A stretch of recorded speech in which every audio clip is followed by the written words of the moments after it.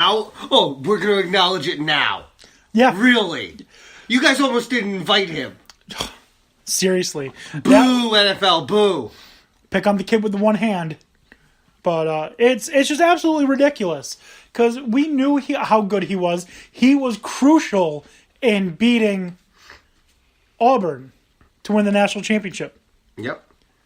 Why this kid wasn't invited, it's absolutely disgusting how he did not get invited to the combine when you have GMs and coaches say that if he had a second hand, he could be a top 10 pick. Right. I mean, at this point, he should be a second, third rounder easily. Yeah. He's still graded for a lot of them as a sixth round prospect, but boo. Whatever.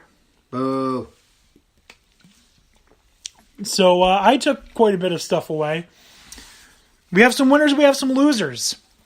I'll go into depth on a few of the winners, and there should be no surprise. Who I'm going to have at number one, my biggest winner, is Saquon Barkley.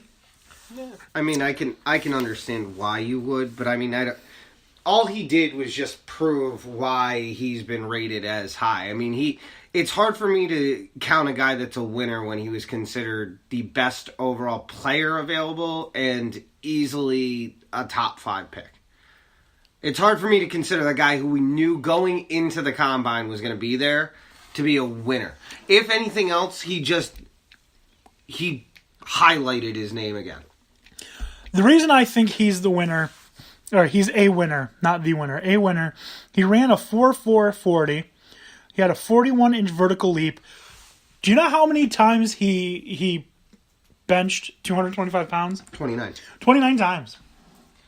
29 times this absolute beast bench pressed 225 pounds. Put it to you this way. Saquon Barkley benched 29 pounds. 29 times. Luke Kuechly did 27. His 40-yard dash was 4.4.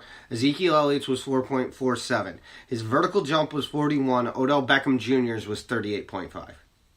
That is his comparison numbers. Yeah, and so and I still have to I'm sorry. I usually love them. But the trio in the afternoon, for the love of God, I don't care about the Giants taking a quarterback. If Saquon Barkley is on the board, you take Saquon Barkley.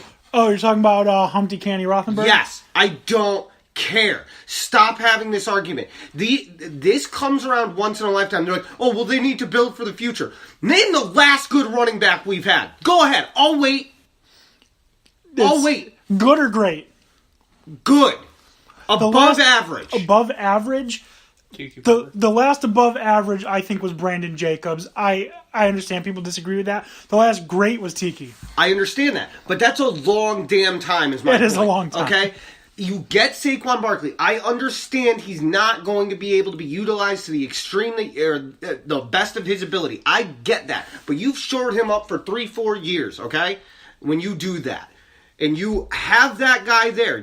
There's already a promise that in free agency, the offensive line is going to be addressed. To the point that they're saying that they're almost thinking about having an entire new starting lineup on that offensive line. I'm okay with that. I don't think it's ideal, but I'm okay with that. If you're going to rebuild and start doing this, you give them a brand new start. You give a running back who's going to be here for 3 years that can literally do everything you need a running back to do.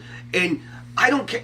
Take it, every single one of the quarterbacks that have been offered in the NFL draft this year, there is something about them that needs to be corrected. Have we heard that from every single person at the NFL Combine? Absolutely. Everyone has a flaw. So somebody's going to have to be actually combed. And if that's the case, if someone's still around in the second round out of those quarterbacks, obviously you're probably not going to have Josh Allen, Rosen, but I don't care. If Lamar Jackson is around in the second round or third round, take him. Yeah, you'll have Lamar Jackson. You'll have Quentin Flowers who will be there. You'll probably have... No, I wouldn't say probably. There's a chance you could have Mason Rudolph or Luke Falk still in the second round. So there will be but my quarterbacks argument is, if this guy is a quarterback whisperer and he may resurrect Case Keenum into bringing him to the level that he's playing, there's no way that if another quarterback is around in the second round, you can't take somebody and try and groom them with the 2 years you have left on Eli, rebuild that line, and then you have a guaranteed stud at running back for at least the next 3 to 4 years. That's a good point. The other thing that I think we need to... I'm sick of the obsession that quarterbacks need to go high in the draft because they're like, oh my God, you have to get them then. You have to get them when you're available because you're at top. You need to be making sure for the future. Like, do you people remember that quarterbacks bust? Like, the Browns have proven year in and year out that taking a quarterback very high doesn't always work. How many times does this need to backfire in people's face before we stop blowing the quarterback in every draft? Jets, too. Yeah, the Jets as well. But I read something on Twitter. I don't remember who it was. I thought was hilarious. They said they were a Browns fan, and they want the Browns to draft a quarterback with every single pick they have until they find the right quarterback. I mean, that's pretty funny. I'm just sorry, but that's my rant because it's irritating to me. Because it's like, they're like, you can't possibly go wrong with any of these. Like, they're having this conversation on a news radio, sports news radio, and they're like, can you go wrong with any of these guys? They're like, no, there's no way that you could go wrong. Really? Ryan Leaf, all right? People were saying the same thing about him. People were saying the same thing about so many other quarterbacks that have come out and time again, we see them fail. Ryan Leaf is a different case than guys like Jamarcus Russell and who are the other ones that will... Robert Griffin III is a different case too. But Mark Sanchez, Brandon Whedon, other first-round draft My picks. argument is this isn't... Ryan Leaf was drugs. This isn't a new story. It's not, no. You expect it... And every year we get to this point in the draft, and this baffles me. We get to this point in the draft, and unless, of course, there's just 1 year where they're like, oh, well, we don't have any quarterbacks.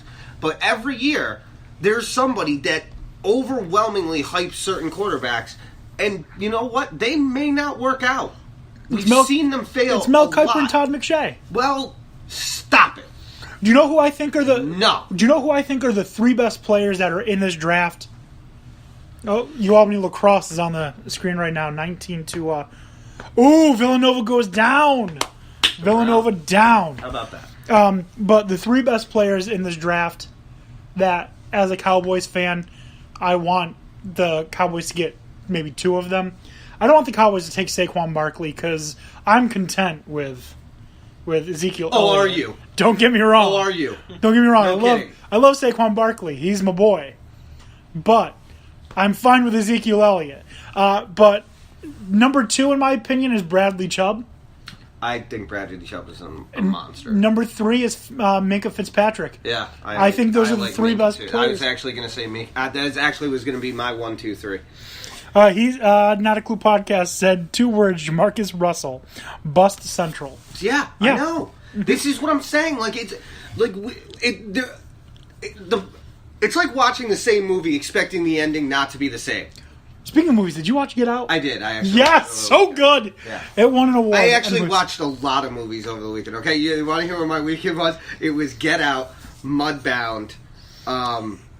Worst movie I've ever watched in my life, Little Hours. The cast is fantastic. The movie is garbage. I still yell at Chaz for putting this on. What else did I watch? I watched one other movie. I forget what it was. Where is Chuckles? I don't know. It was... What the hell was... And then I watched yesterday, I watched the documentary Icarus. That was a very good documentary about the Russian doping. Good. Like, people are, like, shocked that, like, Russia, they're like, really? How... Do you think that this guy is happy with himself? Is he sorry that he did this? I was like, I don't think you understand how Russia works. Huh. You either do it or you die.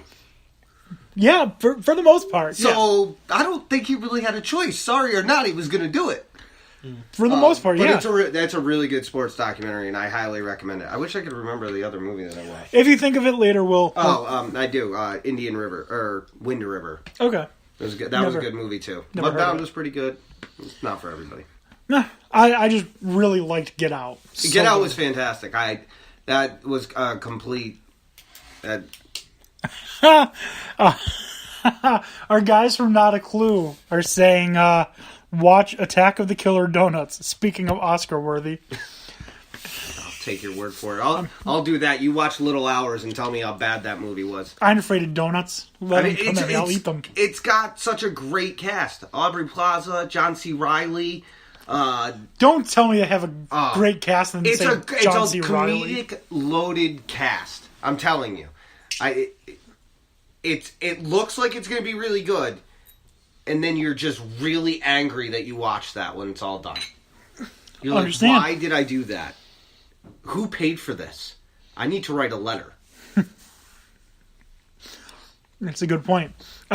Anyway, we got a little sidetracked. We did. Talking about Minkah Fitzpatrick. Yes. I want the Cowboys to take Dez Bryant and their number 19 draft pick, go to the Jets, offer that for their 6th pick, and with the 6th pick, draft Minkah Fitzpatrick. That's my dream. That's your hope. If that doesn't work out, then try and trade Dez to the Bears with the 19th pick for their 8th pick, and then get Calvin Ridley.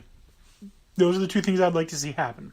And that's the other thing. Like, I don't understand when we're talking about this. They're like, well, if the quarterback, if you're the Giants and you're set on one quarterback and the Browns take that one quarterback, then I think you should trade down. What are you talking about? Even take Saquon Barkley there and try and get a king's ransom from him from somebody else who wants him. Why wouldn't you just take him and try and trade him off afterwards? If that's what your intention is going to be. You know somebody's going to give you a boatload to get the rights to Saquon Barkley. Here's what I think is going to happen. I do think the Giants are going to trade their pick. I think the Browns are going to get the guy that the Giants want. And then the Browns are going to trade for the 2nd pick with the Giants. Giants trade back to 4th and maybe 2 other mid-round picks for the 4th pick. And then they'll take whatever quarterback is left. That's what I think is going to happen. I don't think it's the right thing to do, but I think that's what they're going to do. Anyways. That seems ridiculous. Really? Yeah. That's a bad way to start off if you're the Giants. You're gonna allow the Cleveland Browns to hold you over a barrel. F you, please. You'll screw it up in 3 years and we can get him anyway. That's a good point. Piss off. That's a bad way to start your tenure in the Giants organization. What if they offer a future first-round pick? No. Go away. No? You wouldn't... Saquon Barkley wouldn't do well on the Giants. Not now. Right now. You're right. But again, I'm not worried about right now. First of all, there's not a lot of improvement that needs to be made when you only won 2 effing games. That's...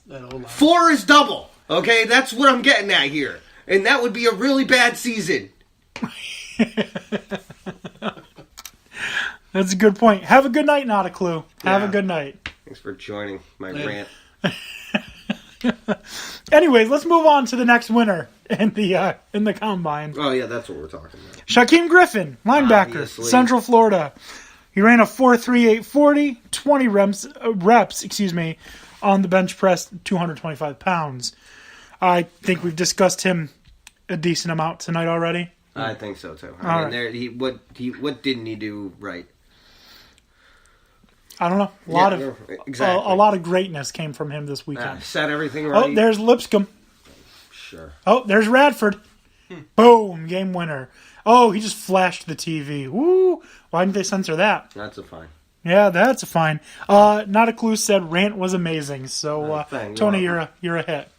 Oh, it looks like UNC Greensboro has punched their ticket out of the Southern Conference. So they are going dancing. Excellent. They've been there a couple of years now. Yeah. Is anybody else playing the Southern, or are they just getting in? Isn't that Florida Gulf Coast? Oh, it might have been. Yeah. Don't maybe. they? Oh, no. Florida Gulf Coast plays in the Atlantic Sun. Oh, that's right. Yeah. I think they're the only ones there. They just get in every year. Okay. All right. That's what I believe. Yeah, probably. It's probably correct. So now I don't have much on these guys, so I'm just going to list off some winners. Josh Allen, apparently he performed well. DJ Moore out of Maryland, I like him too. He seems like a hard-nosed, great wide receiver.